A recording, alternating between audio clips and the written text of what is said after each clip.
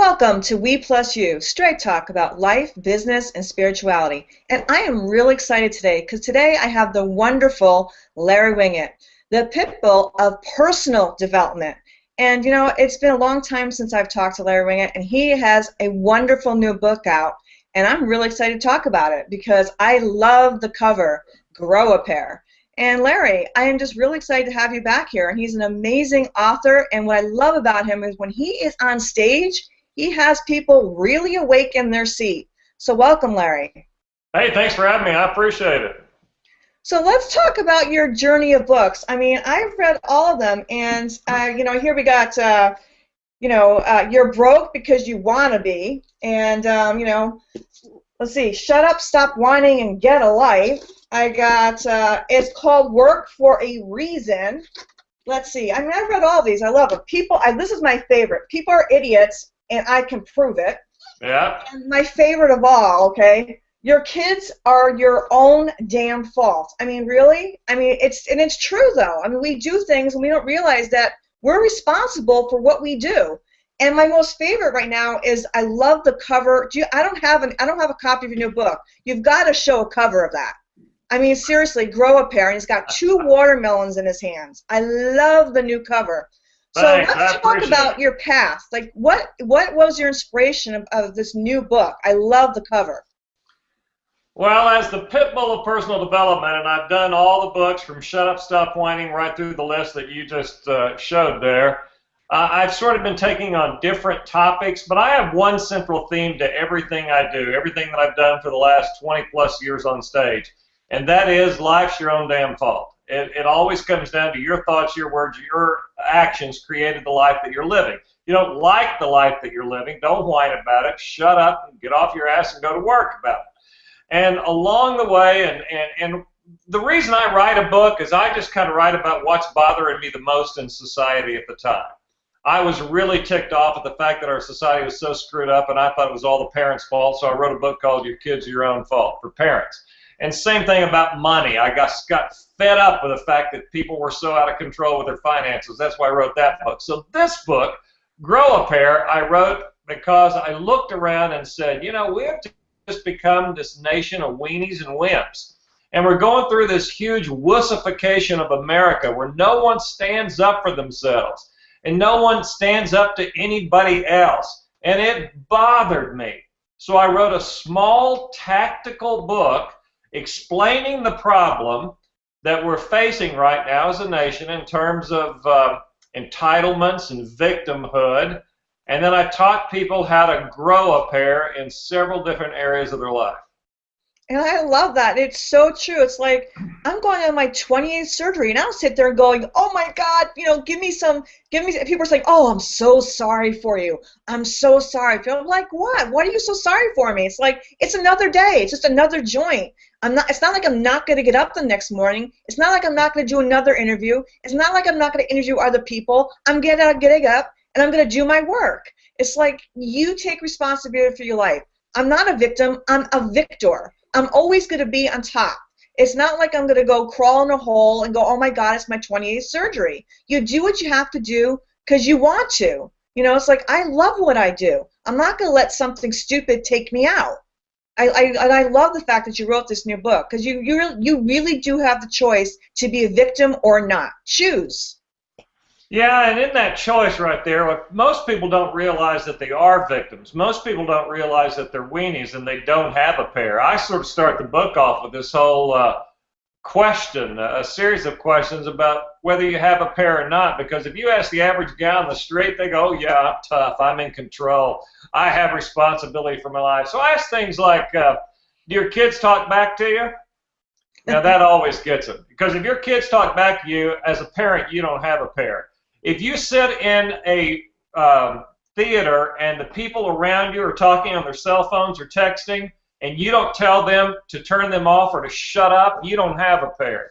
If you walk down the street and you watch people throw trash on the street, you don't say anything to them about it, you don't have a pair. If you eat cold food in a restaurant, you don't have a pair.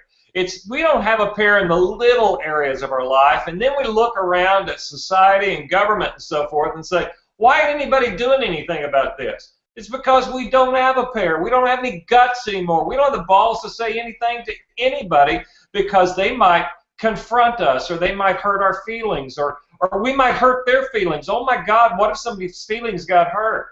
And so when you take all that stuff, we really prove to society, and that's what I try to do, is just hold a mirror up to people to say, look how bad it is. It's horrible.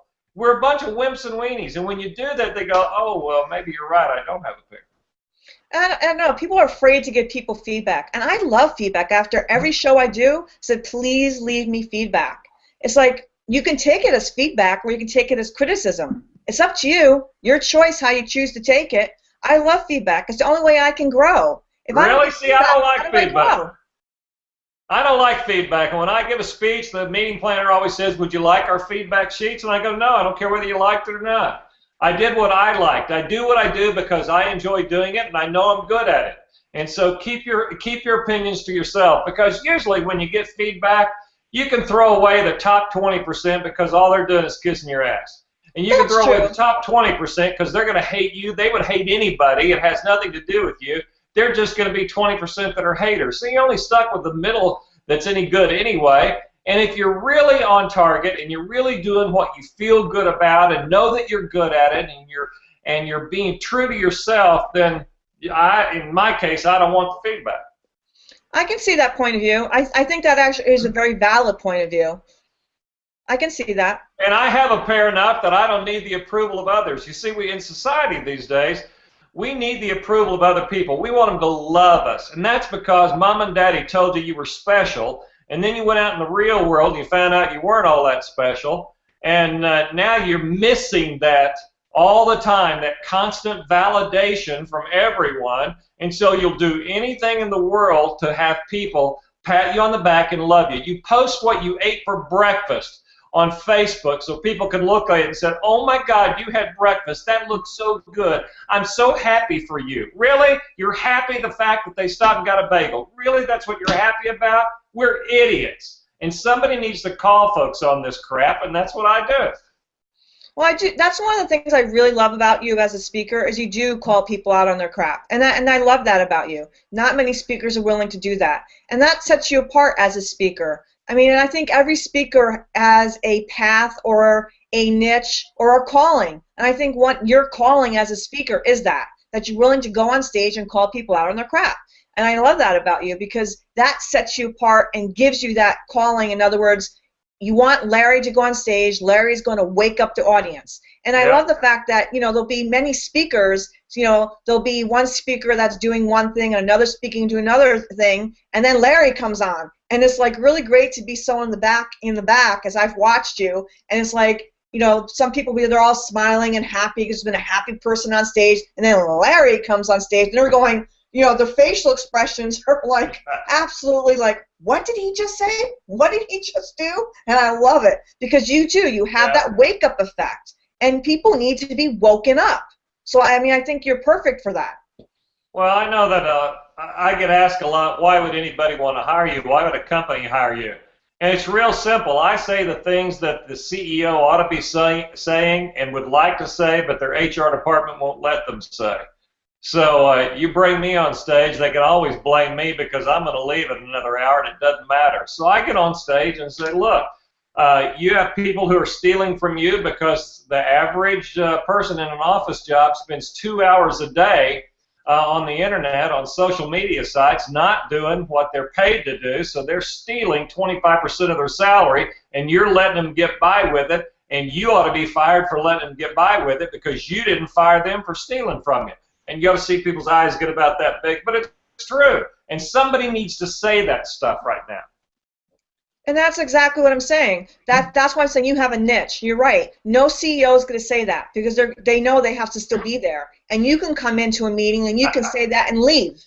And so I think that's what I'm saying. As a speaker, you're very employable for that because you can come in and you can have their eyes bug out of their head and you can leave. And then the CEO and the HR department can still have their jobs and not have all the company, the employees all freaked out.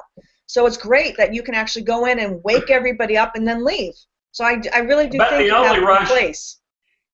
About the only rush I get anymore from doing this, and I've been doing this a lot of years, is I stand on the stage and I can verbally smack somebody and watch them pull back in their chairs.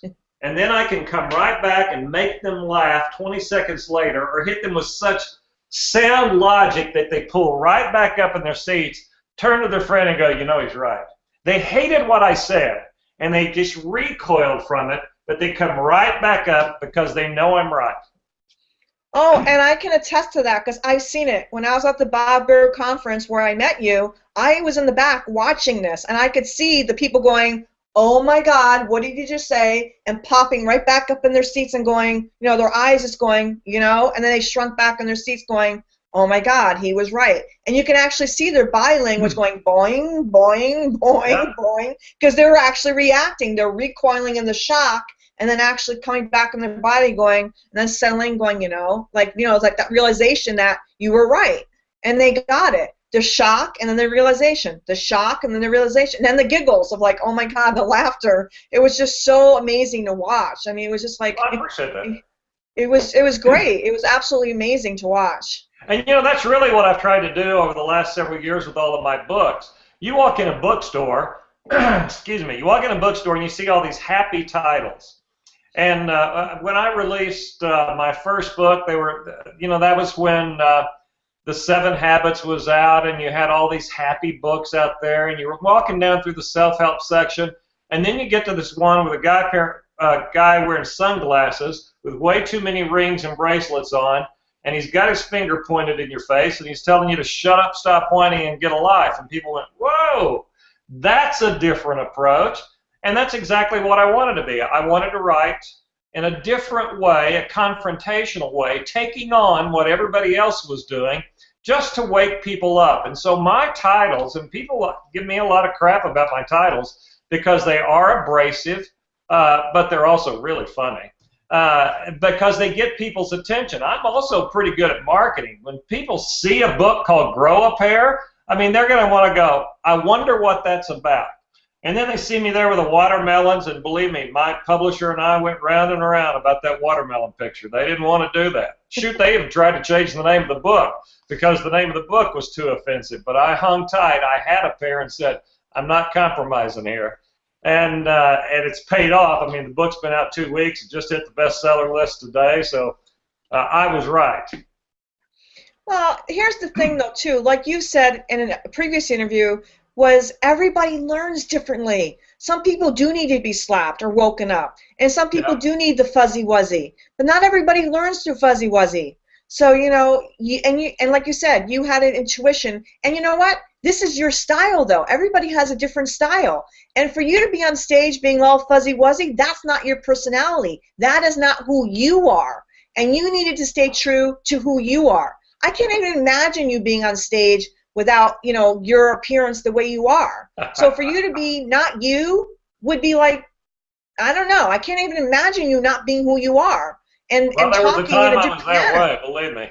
So I it spent a wouldn't lot even of be years congruent. being inauthentic.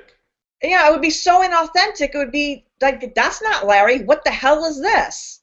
So, I mean, you had to be you. And in order for you to be you, it had to be those types of titles, and you had to speak from you. So, I mean, I couldn't even imagine any other way.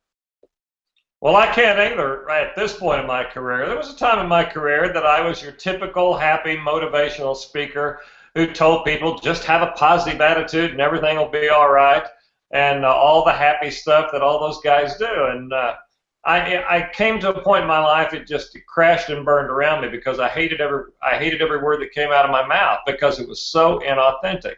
I don't believe you ought to have a positive attitude and that everything will be okay. People who have a positive attitude still have a lot of crap happen to them. In fact, I think you have to get negative about your life to create positive change in your life. And so I sort of take things from a different angle. That's my gift. I have a gift to look at what other people are doing and look at how people think and say, is that really how it is? And challenge them. Somebody asked me the other day, what was my goal every single day? My goal every single day is to wake up and try to figure out something I can do or say that will piss people off. And if I piss you off, I will make you think. Most people go through the world and never think. They've never had their thinking, their way of life, their way of thinking challenged in any way. So if I can challenge the way people think, even to the point that they go, I hate what you said. Good. I've made you think about what you believe in. That's what most people don't know. They don't know what they believe in. Their thinking never gets challenged. My goal is to get them to think, knowing that even if they disagree with me, they're better off because maybe for the first time in a good long while, somebody's challenged their thinking. Well, that's an important factor, though. We need to be challenged. If we're sitting in a rut and we never do anything out of our comfort zone, we're never going to go anywhere. And the whole point of life is to be challenged and to get out of our comfort zone. I mean, otherwise, what is the point? I mean, I can't imagine just staying in status quo. That is not a life. Most people love their status quo. Most people just love to just be so comfortable. You know, suffer just enough that they're kind of rocking along the bottom there without being too uncomfortable. They never get too high, too successful. They're just kind of stuck in there. They've got their little safe friends who never challenge their thinking, who watch the same shows they do and go to the same movies and eat at the same restaurants and read the same books. No, I'll take that back. They don't read any books at all because books might make them think. And besides, hey, you know, a book costs like $20. Why would I spend $20 on education? So people get all safe and never get outside their comfort zone. And then they are 60 years old and they look back and say, you know, I'm broke, I'm unhealthy, I'm overweight, I'm not very happy, my marriage is falling apart, I don't know my kids, I've got the same stupid friends that I've had for the last 30 years, and they're not satisfied. And it's all because they've never challenged themselves in any area of their life. And that's really sad, actually, because you know what? That's why their life is literally, I'll say the word, sucks, you know? And they wonder why. It's like you said, take accountability for your life. If your life is that, you know, rotten, if you will, like you said, you need to get off your damn ass and do something about it. But I can't imagine being in a rut like that and just living like that. That is not, to me, that is not a life.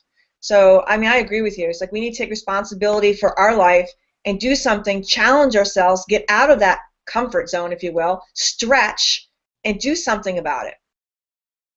So can you actually give us a little bit of a synapse about your new book? Okay. First of all, I sort of took you through the test to see if you had a pair or not. Right. I don't believe people really have the pair they think they do, and so let's assume that everybody could at least grow more of a pair in different areas of your life. The book really talks about how to grow a pair in every area of your life, starting with yourself. I believe if we're going to fix the world, see, everybody wants to fix the world, they don't want to fix themselves. And so I think you have to fix yourself first. That's the very first thing I approach in the book. Fix yourself first. And then fix your family, fix your money. And I talk about how to grow a pair with your family and as a parent and as a spouse, how to grow a pair with your money. And people always say, well, how do you grow a pair with your money? Look, first of all, people who don't pay their bills on time don't have a pair. People who don't work with a budget don't have a pair. You're not in control. You need to be in control of your money, so you need to work with a budget. You need to have a plan with your family. You need to grow a pair, though, also in business. We have the idiots running our business right now, and somebody needs to step up and fix that. Sadly, we're afraid to fire people, and we've got the poor employees delivering bad customer service, and they're the ones who are in charge of our company. So I teach you how to grow a pair with your business, and then how to grow a pair in society. And I've got lots of things people can do, very simple things, to turn their lives around and start to grow a pair. So I'd like you to leave the audience with, what would you give people as like 3 tips just to actually like start? What to start with? What are the 3 things to start with? Number 1, don't whine. Don't whine, don't complain. For a couple of reasons. First of all, everybody needs to get clear on this. No one cares. They don't. You think people care about your problems. No, they just thank God that they're your problems and not their problems. Nobody wants to hear your crap. They're dealing with their own crap. The other reason you don't want to whine or complain is it allows you to be a victim. It allows you to think like a victim, and you get to play the victim card. So you're down here wallowing in your mess, and you get to go, oh, woe is me, poor me, look how cruel the world is. That's what whiners think. So don't whine. If you're not willing to take action on your problem, and we all have problems, but if you're not willing to take action, at least do us all, including yourself, a favor and shut the hell up about it. Number 2, have a plan. Victims let life come to them any way it comes to them.